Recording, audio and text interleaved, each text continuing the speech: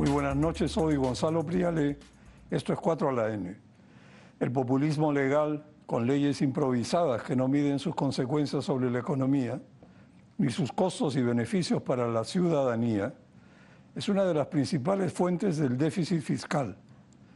Crea la ilusión de beneficios inmediatos, pero deja una pesada carga financiera para las siguientes generaciones y en la coyuntura actual se estará convirtiendo en una pesada carga para el siguiente gobierno.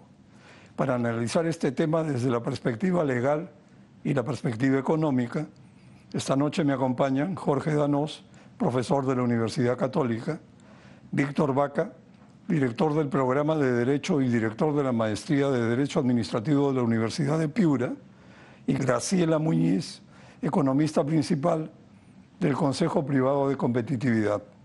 Muy buenas noches a los tres, muy grato tenerlos aquí. Comencemos.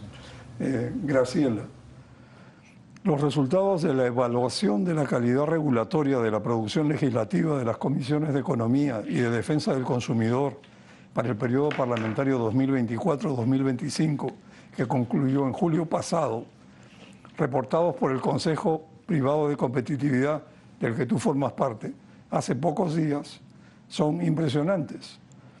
¿Qué halló el Consejo Privado de Competitividad y cómo se compara con años anteriores? Sí, gracias.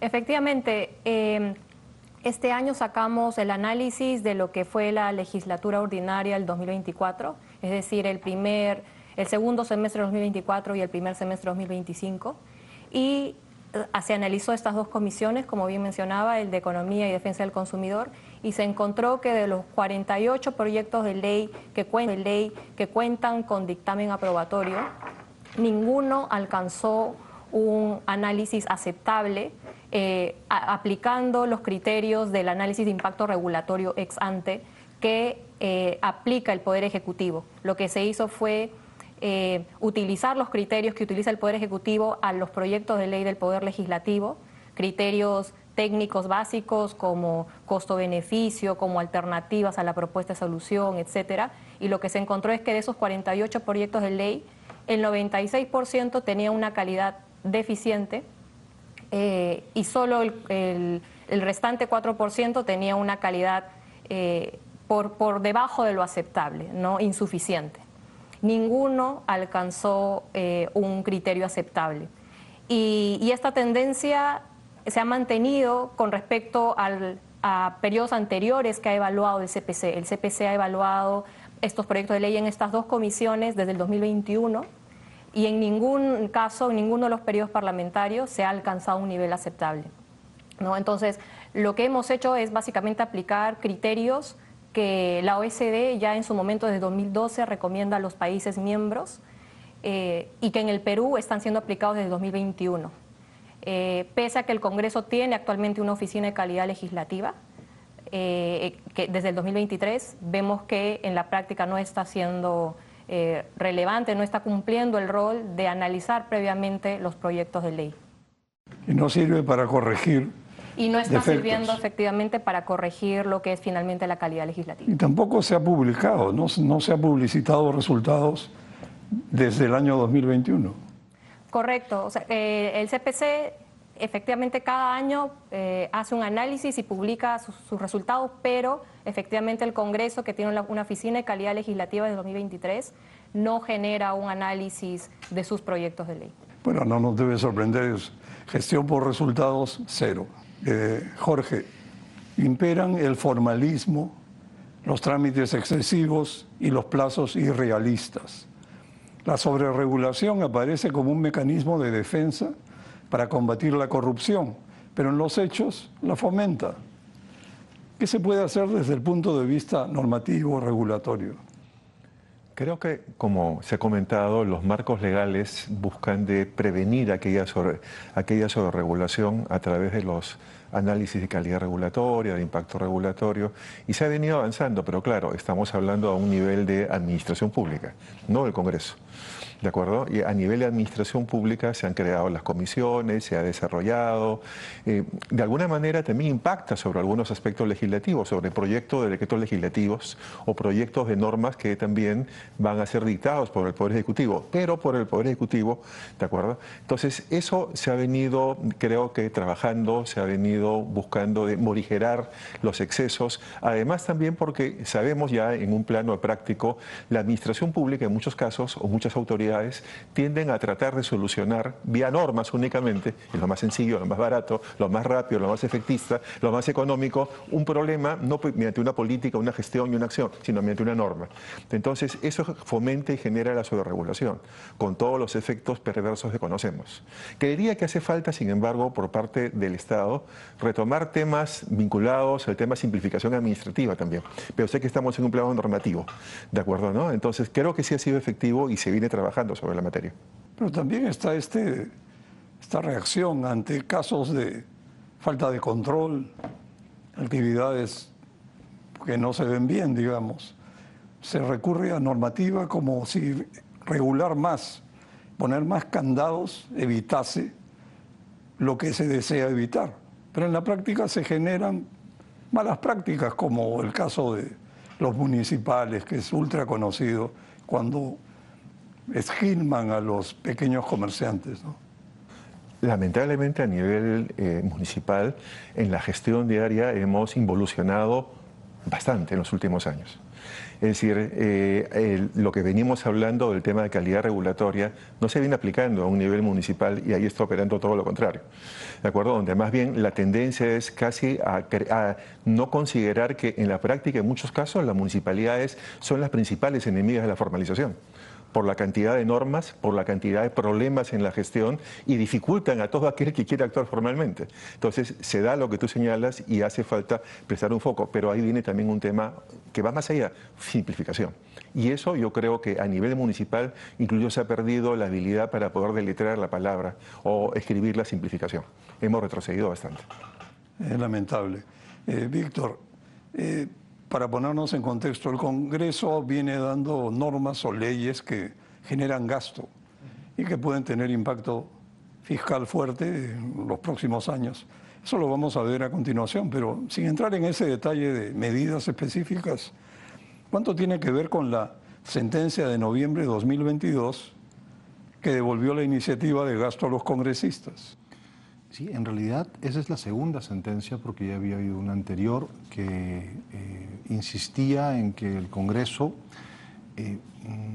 puede tener iniciativa de gasto siempre y cuando no afecte el presupuesto del año. O sea, la idea era que en la medida que se identificó gasto público como erogación, como pago, si es que la norma aprobada por el Congreso no implicaba modificar el presupuesto del año o no implicaba generar más gastos en ese año, el presupuesto podía aprobar ley, podía aprobar leyes del Congreso.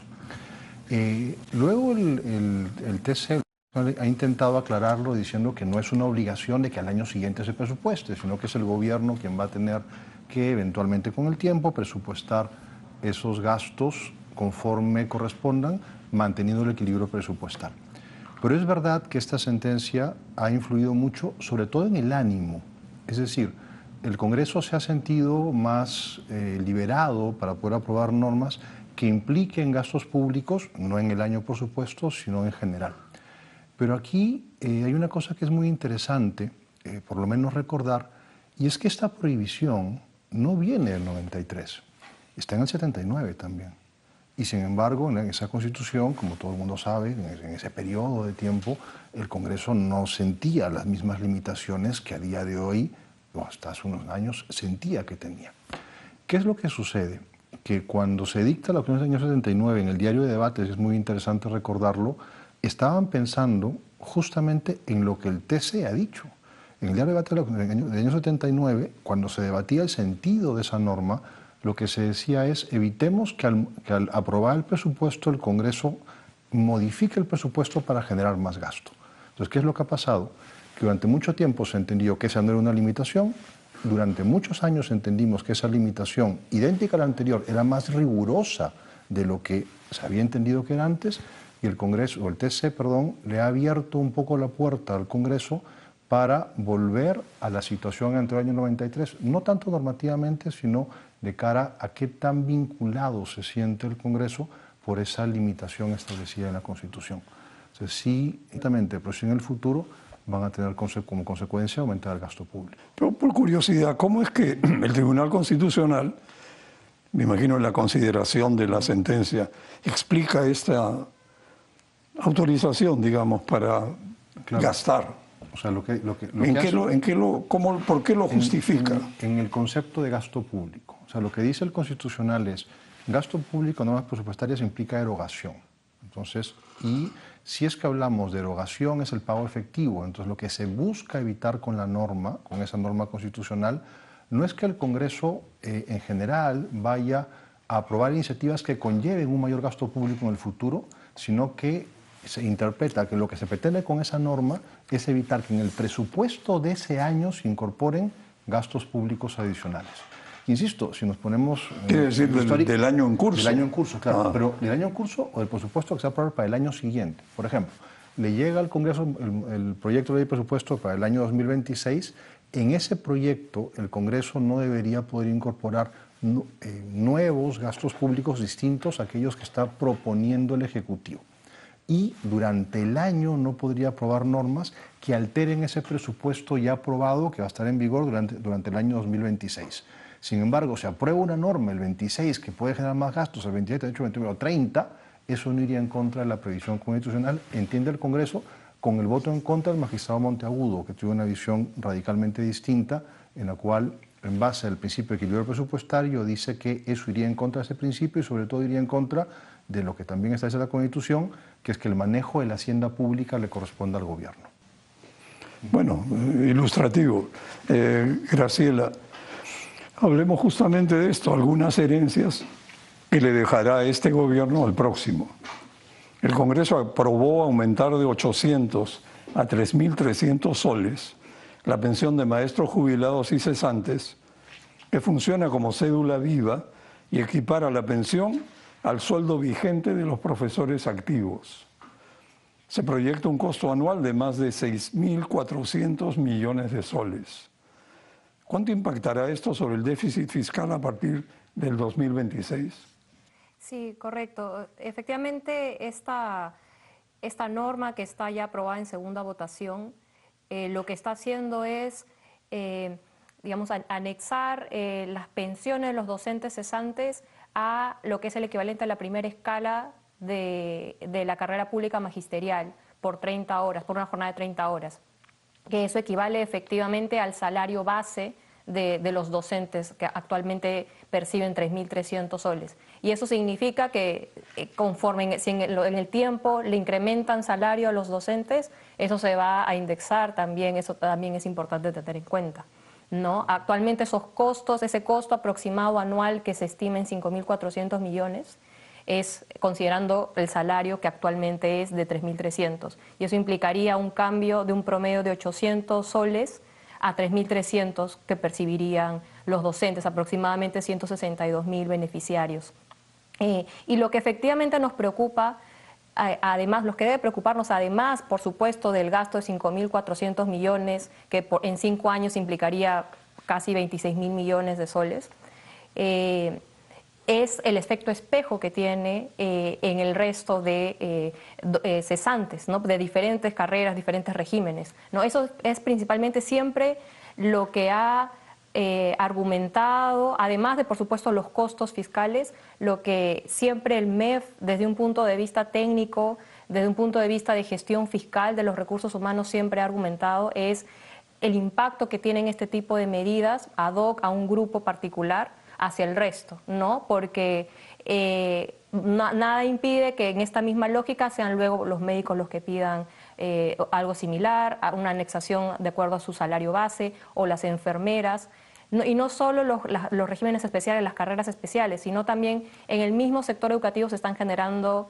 diferencias, porque esta ley beneficiaría a los docentes de escuelas públicas, pero ¿qué pasa con las de escuelas privadas? Se va a generar también ahí una diferencia. Y finalmente, entonces, en última instancia, va a afectar a todo el sector privado en cuanto a beneficios, ¿no? a los cesantes. Entonces, Principalmente eso es lo que en el MEF se suele llamar efecto espejo, ¿no? Y es un problema en este tipo de medidas de índole salarial o pensionaria, ¿no?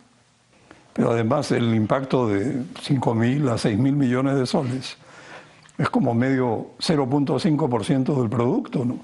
Correcto. El mayor déficit por año, eso es muy importante, o sea, muy nocivo más bien. Jorge, se dictan con frecuencia leyes irreflexivas e intuitivas sin diagnóstico del problema que se dice enfrentar. Son leyes improvisadas que impactan la economía. El análisis económico del derecho, entiendo, es una corriente que puede usarse para mejorar las leyes. ¿Cómo se podría implementar o instalar? ¿Y viene a ser lo mismo que el análisis de impacto regulatorio? A ver, el marco constitucional, como todos sabemos, ya va a establecer una serie de distribución de roles entre el Ejecutivo y el Congreso. El Ejecutivo es el que formula el presupuesto. El Parlamento lo aprueba y el Ejecutivo lo ejecuta. Entonces, y además, la Constitución dice que al presidente de la República le corresponde la administración financiera del gobierno.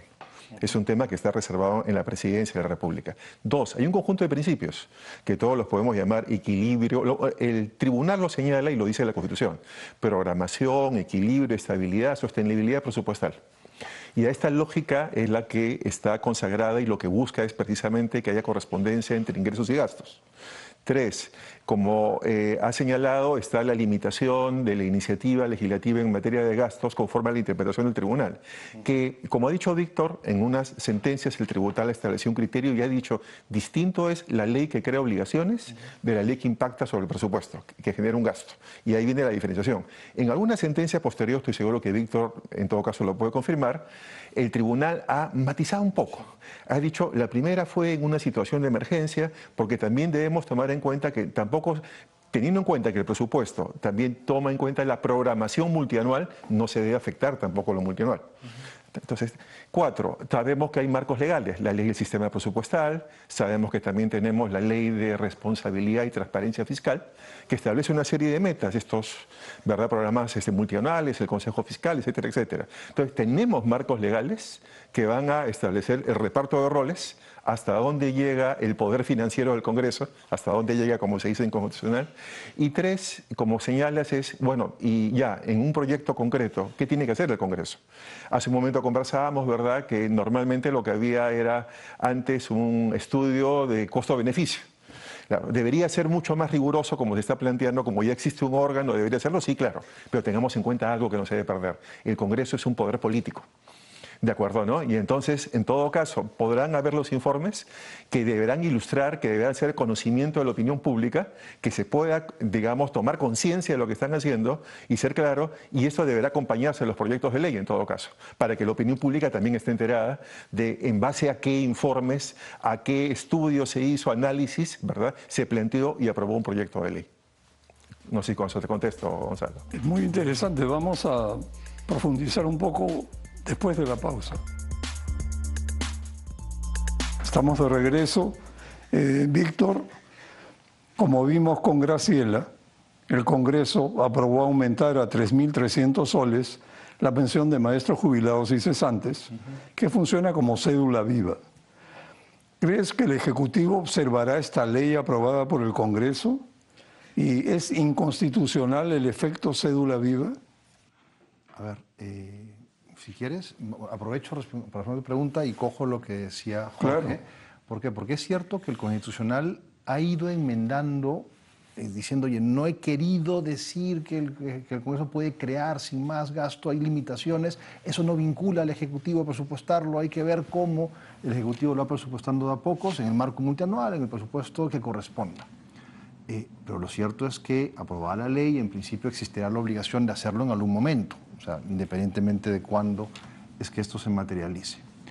Y claro, eso tiene que ver con la pregunta que me haces. ¿Por qué? Porque ya el ministro de Economía ha advertido que primero, que el Ejecutivo va a cuestionar y que no está de acuerdo con esto. Y es más, también ha advertido y quiere presentar, al menos lo decía en las noticias hace unos días, una nueva acción de inconstitucionalidad contra esta ley, si es que efectivamente se aprueba, se promulga, cuestionando que el legislativo esté vulnerando la prohibición constitucional que le permite crear nuevos gastos. Incluso ya si hablamos de la forma en la que supuestamente se va a pagar, también la Constitución prohíbe que el legislativo establezca tributos destinados a algo, salvo que el Ejecutivo lo proponga. Eso también está en la Constitución y eso es una cuestión que se ha discutido poco de cara a este proyecto. Pero bueno, entonces ya el ministro ha dicho que va a cuestionar esto ante el Constitucional. Será una nueva oportunidad para que este órgano se pronuncie. Pero aquí sí tenemos nosotros en Perú un problema, a diferencia de lo que pasa en España, por ejemplo, y es que en el régimen español, cuando el gobierno impugna una ley por inconstitucional, tiene efectos suspensivos, porque se entiende que, no debería aplicarse la ley mientras esté siendo discutida por el gobierno, en principio.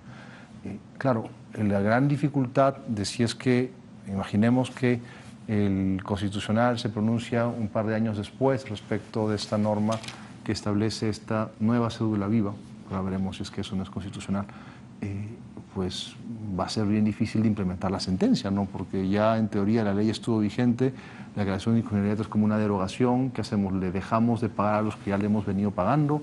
¿Le decimos que devuelvan lo que se les pagó? ¿Cuál sería la consecuencia de una eventual declaración de inconstitucionalidad? Y sobre el tema de la cédula viva y el hecho de que haya que las pensiones estén equiparadas a la remuneración, yo sí creo que tenemos que partir todos de que las pensiones en el Perú son muy, muy insuficientes. O sea, yo creo que el punto de partida es que sí debería haber un intento a todos niveles del gobierno, del legislativo, de aumentar las pensiones. Y quizá eso está detrás de este intento del legislativo de subir la pensión de los maestros, con el gran problema del efecto reflejo que mencionabas. Es que el problema no son los profesores, que ya son un problema. El problema serán todos los demás, porque ¿por qué los profesores y no los policías, a los militares, a los bomberos, a cualquiera? Entonces, el primer problema, las pensiones son muy bajas. Se intenta arreglar. No sé si de la mejor manera posible, pero sí hay un problema que solucionar. Si la solución está en la indexación a lo que ganan los trabajadores actuales o no, yo no creo que sea un tema de que vaya en contra o no de la Constitución. Ya dijo el TC en su momento que no iba en contra de la Constitución quitarla. Claro, no creo que vaya en contra de la Constitución ponerla de nuevo. La cuestión es si es que es lo más conveniente y lo que realmente beneficia no a un grupo en particular, sino al Perú en general, no a todos los peruanos en general. Muy interesante, no va contra la Constitución quitarla, entonces no va contra la Constitución ponerla. Muy interesante, me parece legal, pero al mismo tiempo económicamente es destructiva esta ley. Ese es el problema de fondo, ¿no? Graciela, hace unos meses el Consejo Fiscal advirtió sobre la aprobación por insistencia de iniciativas de gasto por más de 50.000 millones de soles entre el 2022 y el 2024. Esto refleja y también causa un debilitamiento de las finanzas públicas en el país. ¿Estamos a puertas de una farra fiscal populista en los siguientes meses? ¿O esta farra ya se ha desatado, ya empezó? Sí, definitivamente no es algo nuevo, pero es algo que se está intensificando, ¿no? Ya solo para mencionar diferentes ejemplos, solo mencionando, por ejemplo, el caso del sector educativo, dado que está saliendo un PL también que beneficia a los docentes cesantes. Los docentes también, los de la carrera pública magisterial, han sido uno de los que más se han beneficiado en estos últimos 7 años. En el 2017 percibían 2.000 soles de salario base y actualmente están, como decíamos, en 3.300 soles. Ha habido un incremento de 65% en solo 7 años, lo cual es algo, más allá de efectivamente que es algo válido, los salarios eran bastante bajos en el sector educativo. Vemos finalmente una priorización del sector educación constante que ha implicado un incremento aproximadamente de 2.000 millones anuales permanentemente en los últimos años. Y por supuesto el sector educación no ha sido el único que se ha beneficiado, también ha habido beneficios en el sector salud, en el mismo Congreso, como hemos visto, tanto de salarios como de incrementos en la cantidad de empleados públicos. Es un fenómeno que hemos visto que se ha ido intensificando en el tiempo. Y eso ha derivado en que en promedio en los últimos años el presupuesto asignado a planillas ha crecido en un promedio de 10% anual. Y este año, en el proyecto de ley que ha ingresado al Congreso recientemente a finales de agosto para el 2026, el crecimiento de la planilla está creciendo en 14%. Entonces, incluso un poco por encima del promedio que ya era alto, a costa de la reducción que ha habido en la planificación de presupuesto para inversión pública, ¿no? Entonces, estamos viendo una priorización, una tendencia que genera mayor rigidez en el presupuesto, porque las planillas, como sabemos, es un presupuesto que luego retroceder es lo más difícil, y estamos sacrificando lo que es inversión pública, que finalmente implica que es lo que más genera crecimiento a mediano y largo plazo, ¿no? Entonces, y eso por un lado. Por otro lado, también el déficit fiscal es una evidencia de ese incumplimiento que ha habido a lo largo del tiempo, ese crecimiento de poca prudencia fiscal que ha habido en los últimos años, ¿no? Por 2 años consecutivos, en el 2023 y 2024, ha habido un incumplimiento de la regla macrofiscal de déficit fiscal, ¿no? En el 2023 la tasa fue de 2,8 de déficit fiscal, cuando la meta era 2,4, ¿no? Y lo más preocupante, en el 2024 se alcanzó un déficit fiscal de 3,5%, cuando la meta era 2,8%.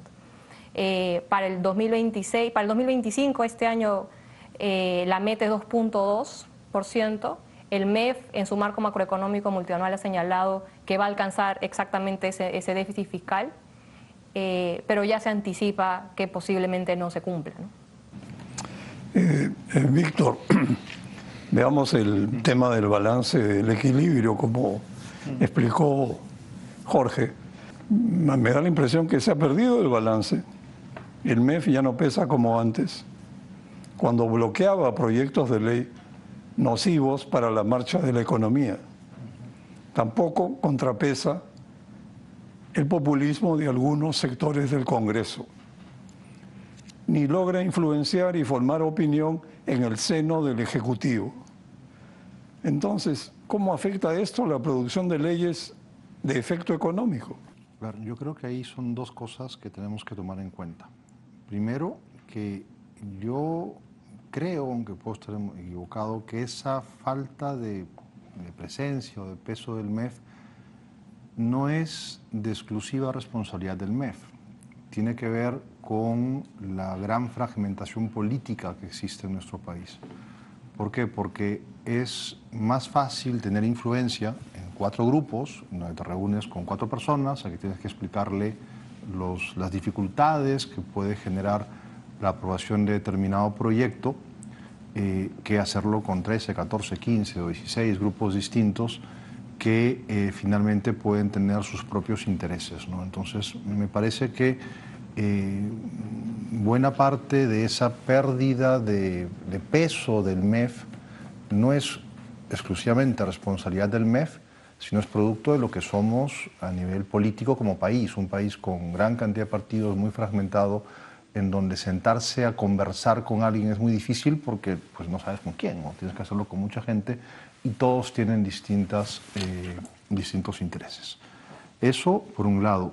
Y si es verdad, y también lo mencionaba Jorge antes, que a nivel del Congreso, las normas sobre calidad regulatoria actualmente vigentes son, pues, por decirlo de una manera eufemística, limitadas, ¿no? O sea, apenas una mención en el reglamento del Congreso que alude a la necesidad de que se haga un análisis costo-beneficio, que sería suficiente si se hiciera bien, como en el derecho administrativo económico, un economista lo haría. Pero claro, muchas veces ese análisis es un análisis muy insuficiente que pues podría hacerse mejor o que se limita a decir esto no genera gastos sin entrar al fondo de la cuestión. Se ha planteado que el Congreso, lo mencionaban también, haga un análisis regulatorio más intenso. Normalmente siempre se ha pensado sobre todo en la administración, pero De cara al Congreso se dice, oye, por lo menos identifica el problema, justifica que existe un problema, determina que la solución que planteas ayuda a arreglar el problema y por lo menos explícame que has valorado otras. Pero eso actualmente no está vigente.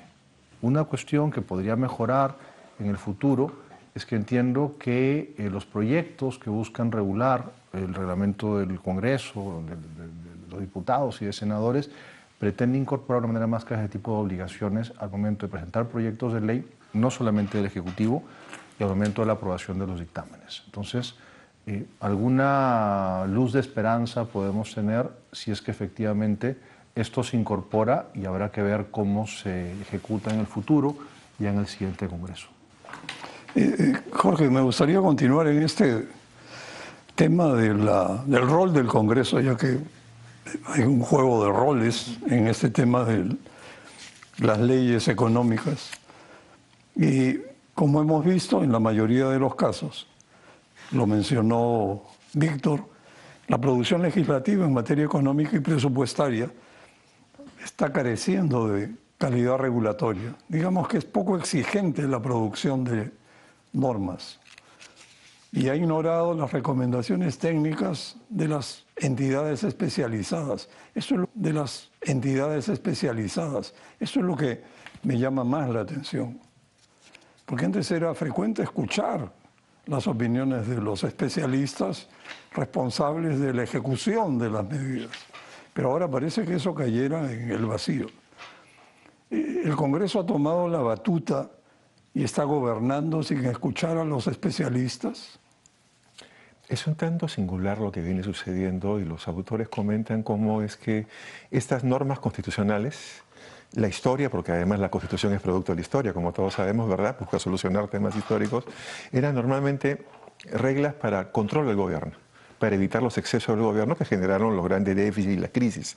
Ahora estamos hablando de control del Parlamento, donde la tendencia viene a ser un populismo básicamente clientelar por razones políticas. Creo que lo que se ha comentado sobre la preponderancia en los gastos en el tema de maestros lo demuestra, además también por la representación parlamentaria, ¿verdad?, que hemos tenido en los últimos años. Por la cercanía de las elecciones. Así es, ¿de acuerdo? No, entonces viene un tema de populismo clientelar, pero es verdad también que hay un conjunto de principios constitucionales, que lo ha mencionado hace un momento también Víctor, y que están específicamente referidos al proyecto de presupuesto en la Constitución. Los temas vinculados a solidaridad, equidad, justicia social, también alguien puede decir, están ahí, están buscando. Sí, pero la idea es cómo es que vamos a poder armonizar lo que vendría a ser la necesidad del país. El propio tribunal en alguna sentencia dice no se puede comprometer a las generaciones futuras con un déficit, ¿de acuerdo? ¿No? Y por eso señala oiga, tiene que ver el presupuesto también con el componente de la planificación multianual. No es un tema solamente ahí. Y algo más, este reparto de roles que hace una preponderancia al Ejecutivo es porque normalmente se considera que el presupuesto no es sino la expresión cifrada de la política del gobierno. Por eso lo plantea el Ejecutivo, porque lo va a ejecutar el Ejecutivo.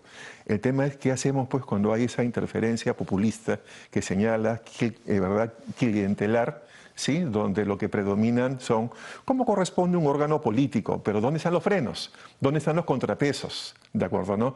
Que en teoría debería, bueno, no, en teoría no, conforme a la Constitución deberían operar. Y ahí es donde tenemos la dificultad.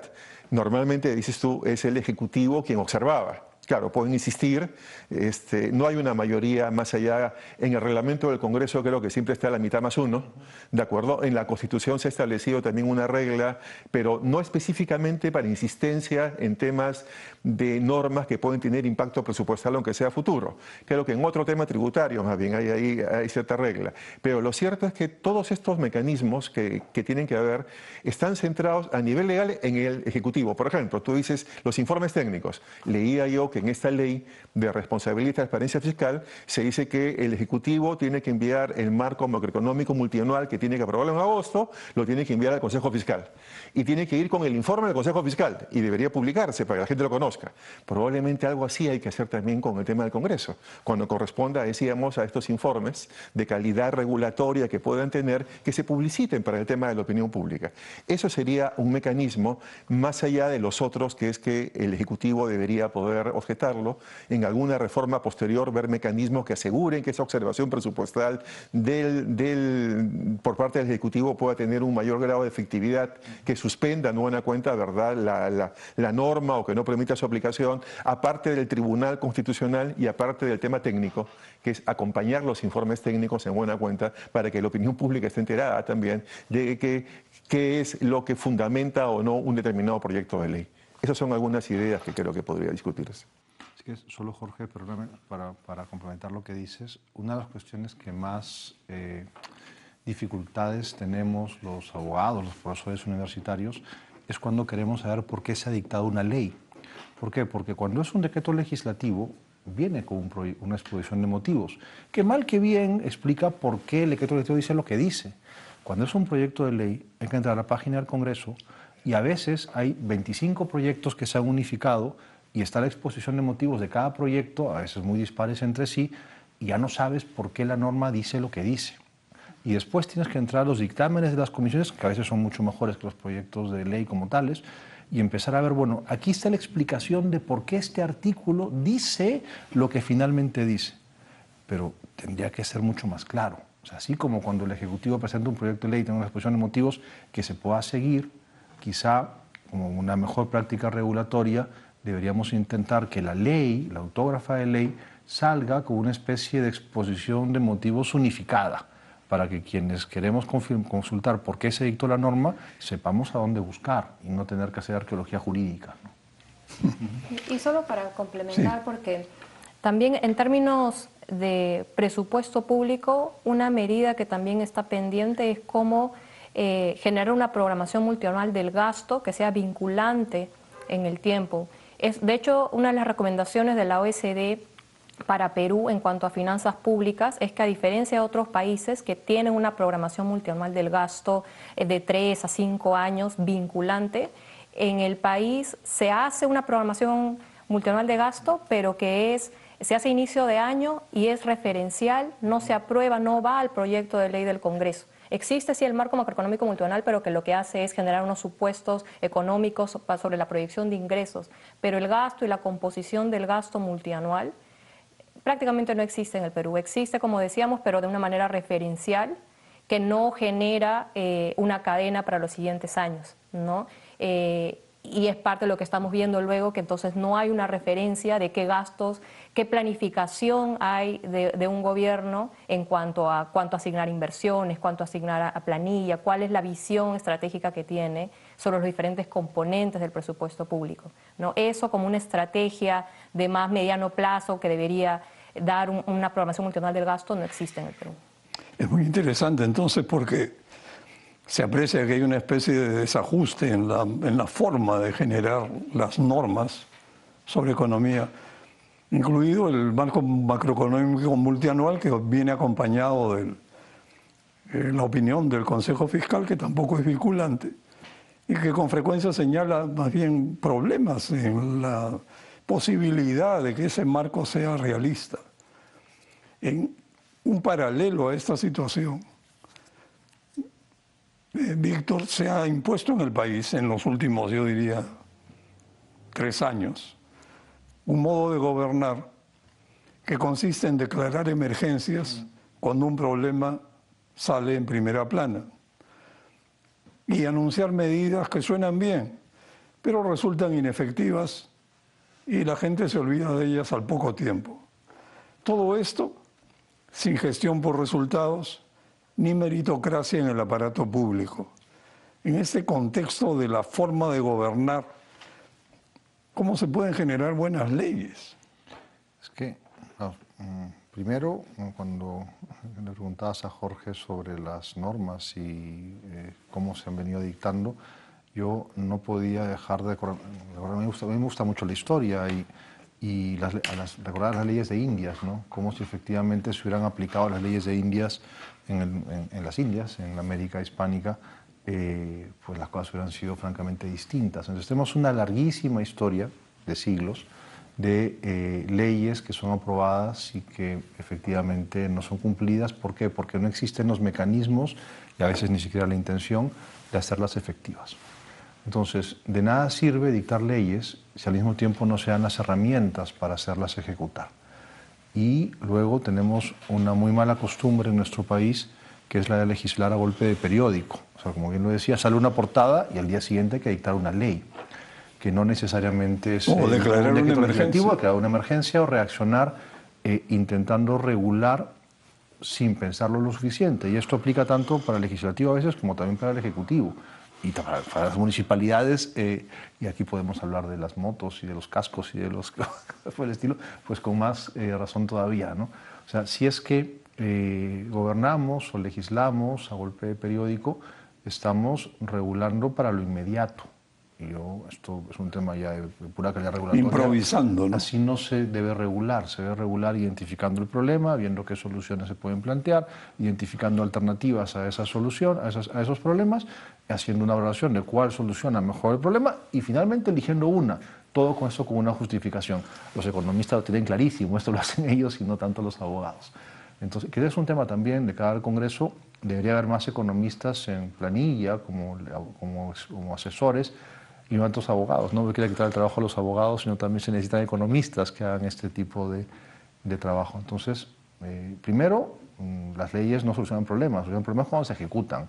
No hay que dictar leyes, simplemente por el periódico, y después hay que ver los mecanismos para que las leyes sean mejores, que pasa por un mejor estudio. Las leyes o los reglamentos o cualquier reacción por parte del poder público, ¿no?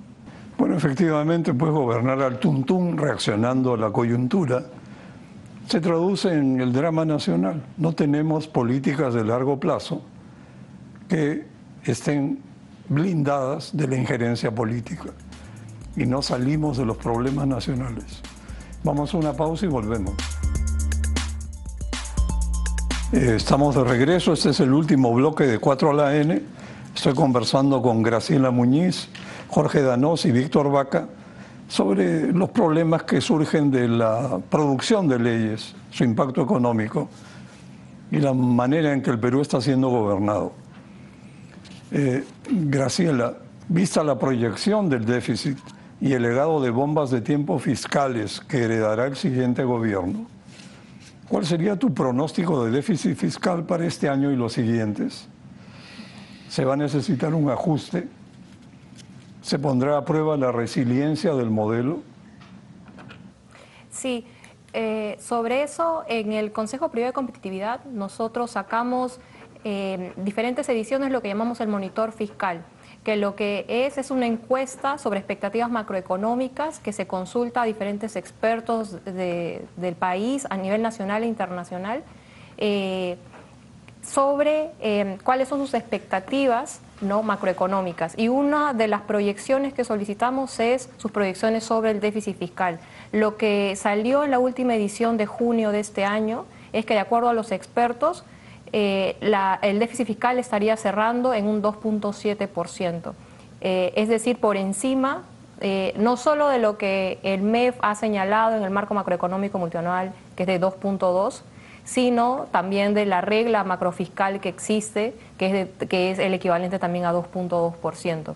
Entonces, y para los siguientes años también se les hizo esta consulta en este instrumento del Consejo y vemos que también las proyecciones para los siguientes años son similares. Hay una tendencia de 2.7% cuando las reglas macrofiscales señalan una senda de convergencia que debería alcanzar el 1% al 2028, ¿no? Entonces, finalmente, lo que muestran las tendencias de la opinión de los expertos, más allá del número que puede ir variando en el tiempo, es esa tendencia de no ser creíble las proyecciones de déficit fiscal que está dando el Ejecutivo, ¿no?, como producto de una falta de política en cuanto a generación de ingresos, ¿no?, diferentes medidas que más bien lo que hacen es proyectar una reducción en los ingresos, en la recaudación, por diferentes gastos tributarios, ¿no?, exoneraciones tributarias que vemos que se proponen tanto desde el Ejecutivo como del Legislativo. Entonces,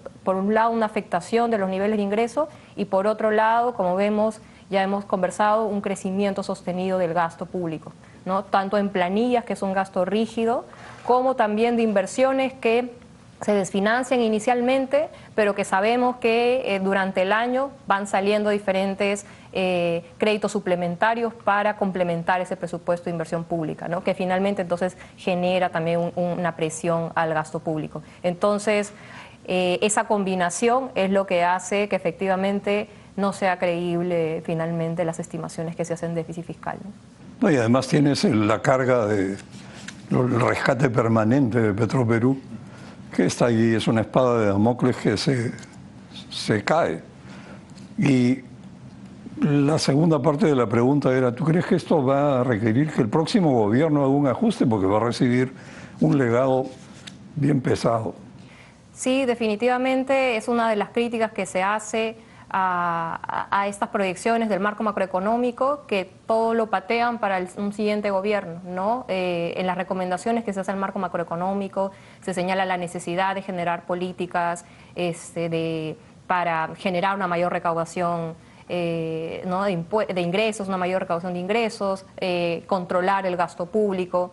Pero esas recomendaciones que se hacen como MEF no son las que vemos que se estén aplicando actualmente, ¿no? Entonces, efectivamente, va a haber una dificultad ahí. Es interesante este punto porque esto implica que para la próxima elección presidencial los peruanos tenemos que tener los ojos muy abiertos y escoger al candidato que nos parezca capaz de mantener el orden económico para no perder todo esto que se ha construido durante 2 décadas y que significa tipo de cambio estable, precios bajos, inflación baja y los mercados abastecidos. Esto no debiéramos perderlo, hay que preservarlo. Jorge, después de todas estas disquisiciones, el hecho es que se han rebajado los estándares de la producción de leyes. Ya no digamos quién es el responsable, se han rebajado. ¿Será posible recuperar el nivel? La legalidad del país debiera ser vista con nuevos ojos, una especie de reconstrucción. Partamos de la premisa que el Congreso siempre va a ser un órgano político. No es un órgano técnico. Puedes demandarle técnica al Ejecutivo, le puedes demandar técnica. Al Congreso es un órgano político. Le podemos demandar también calidad, sin embargo, y que cumpla su rol. Obviamente que es los ciudadanos, los electores, pero es un órgano plural también, ¿de acuerdo? ¿No? Por tanto, tengamos en cuenta eso y por eso es que el Ejecutivo informa, por eso el Ejecutivo probablemente tenga, no sé, me da la impresión, las propuestas de ley, un número importante de propuestas de ley. Hay sectores de ordenamiento que están básicamente en decretos legislativos, en base a facultades delegadas. Y esos son temas muy técnicos también. Entonces, tenemos que reclamar a un Ejecutivo, de un lado, que cumpla ese rol de equilibrio, ¿verdad? De un lado. 2, que los mecanismos funcionen. Hablaban ustedes hace un momento por el tema de elecciones. En la ley esta de responsabilidad y transparencia dice qué debe ocurrir, pero dice el último año, para el siguiente año. ¿Cuánto es lo máximo de que se puede gastar? Hay una serie de reglas, claro. No dice que ocurre el año anterior, que es lo que sucede ahora. ¿De acuerdo? 3, hay mecanismos, como estamos viendo, el tema del Consejo Fiscal que informa del Ejecutivo, que informa lo que viene sucediendo y que deberían servir además también para un tema de opinión pública. Estamos hablando de controles, ¿verdad? Lo que puede haber check and balance, uno u otro. El Ejecutivo, los temas técnicos, la opinión pública, el Tribunal Constitucional, etcétera, etcétera. Es decir, debemos demandar una mayor calidad y evitar simplemente el populismo clientelar sin lugar a dudas.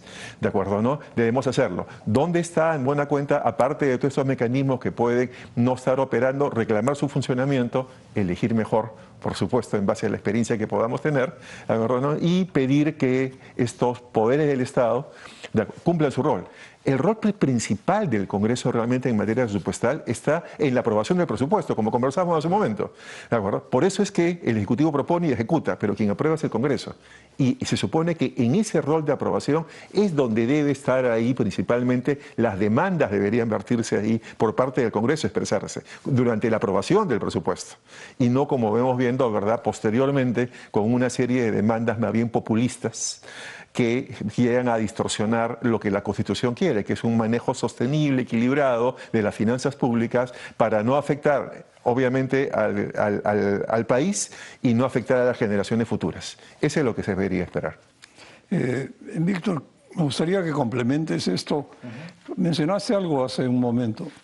¿Se podría introducir al legislativo, que es eminentemente un ente político, criterio técnico, ¿no? Con asesoría in-house, capaz de hacer buenas recomendaciones, buenos análisis para que el legislativo tome la decisión política que le parezca.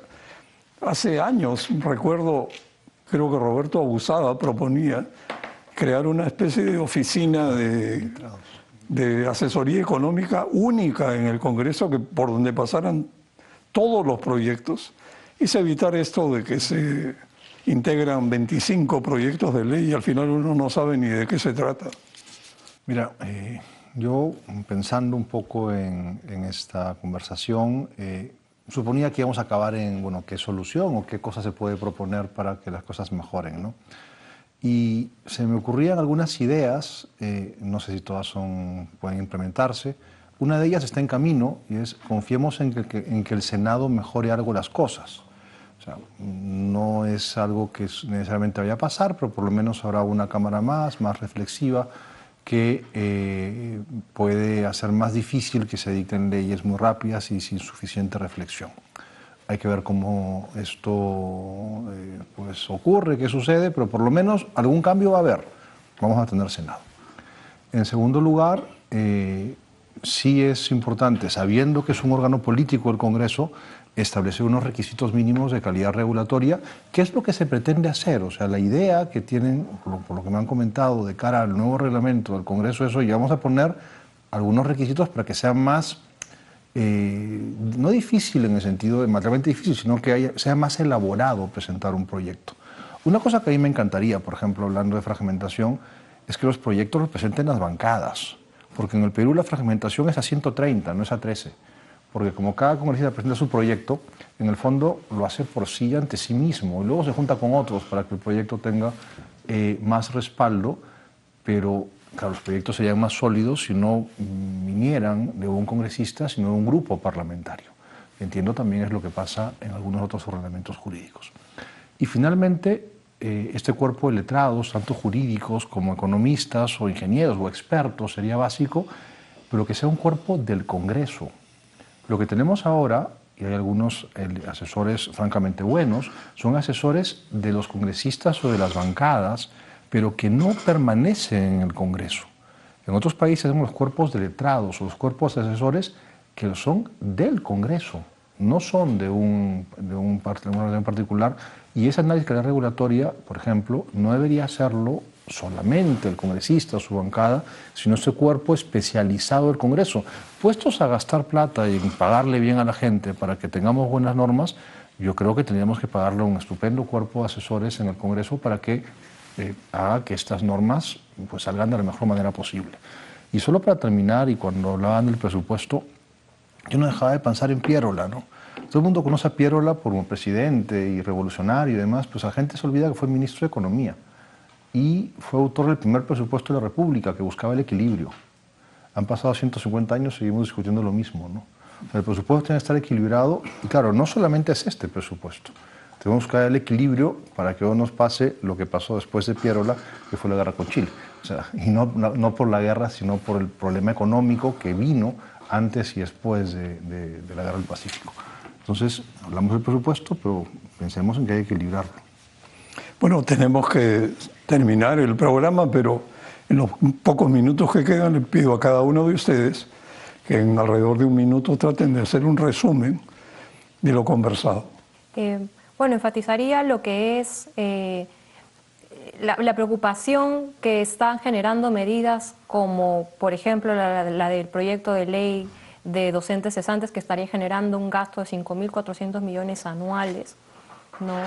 Y que genera un efecto espejo en las diferentes carreras especiales del sector público y también una diferencia injustificada con respecto a los docentes del sector privado, ¿no? Y una presión que finalmente generaría en el mediano largo plazo a los cesantes de tanto el sector público como el sector privado de manera generalizada, ¿no? Eso por un lado. Y por otro lado, el crecimiento sostenido que está habiendo del gasto público, principalmente en lo que son gastos rígidos como son las planillas, ¿no? Una tendencia de crecimiento promedio de 10%, que para el 2026 ha excedido incluso ese promedio, está llegando a un 14% de crecimiento, ¿no? Y que se ve reflejado también esas políticas de este tipo en el incumplimiento de déficit fiscal que estamos viendo en los últimos años, ¿no? Por 2 años consecutivos ha habido un incumplimiento de la regla macrofiscal de déficit fiscal y de acuerdo a los expertos se proyectan tasas similares o un incumplimiento de manera similar para los siguientes años, ¿no? Entonces está habiendo una falta de planificación en cuanto al gasto público, ¿no? Y una falta de estrategia en lo que es una recaudación de mayores ingresos, ¿no? Y este desbalance finalmente es una clara combinación nociva para lo que es la estabilidad macroeconómica. Jorge, por favor. Muy puntual, tomaría tu última pregunta, el qué poder hacer, ¿de acuerdo? ¿No? Y bueno, lo que nos queda es reclamar estos mecanismos que hay de balanceo, de control, previstos en la Constitución, en el marco legal, que son varios, que pueden no estar operando del todo en estos momentos, pero claro, es que también parte de la base, de quién está tomando las decisiones, como comentas tú, en los últimos años, y que esto debería variar, debemos ser optimistas, señalaba hace un momento, con miras a un nuevo periodo, en todo caso, donde efectivamente pueda calar estos problemas que muy bien se están señalando y que no deberían repetirse, porque el Perú no puede, obviamente, ¿verdad?, desmejorar lo que ha sido, creo, su potencia, su valor en los últimos 15 o 20 años de este orden fiscal, sí, que debería mantenerse, ¿verdad? Y que precisamente los órganos llamados a cumplir el rol de garantizar y preservarlo tienen que hacerlo. Creería que es eso, ¿verdad? Y sobre todo estar alertas, obviamente, en una elección que ya, ¿verdad?, viene muy próxima. Eso es. Gracias, Gonzalo. Víctor, por favor. Sí, no, gracias. Yo, en realidad, solo recordar que el gobierno está limitado por la Constitución y las leyes, que el Congreso está limitado por la Constitución, y que por tanto las potestades de unos y de otros no son ilimitadas. Es muy conocida en el mundo del derecho la frase esa: el Parlamento inglés puede hacer cualquier cosa menos convertir a una persona en alguien más. Claro, no querría decir que en realidad pudiera ser todo lo que es todo algo distinto a esa conversión de una persona en alguien más, porque no se le ocurriría hacerlo. Entonces tenemos que respetar los límites materiales de las potestades de los distintos poderes públicos y, en todo caso, ejercer las competencias que tienen con moderación, con sabiduría dentro de lo que quepa, ¿no? Bueno, muchas gracias, Graciela, Jorge y Víctor. Ha sido muy interesante conversar con ustedes. Muy buenas noches.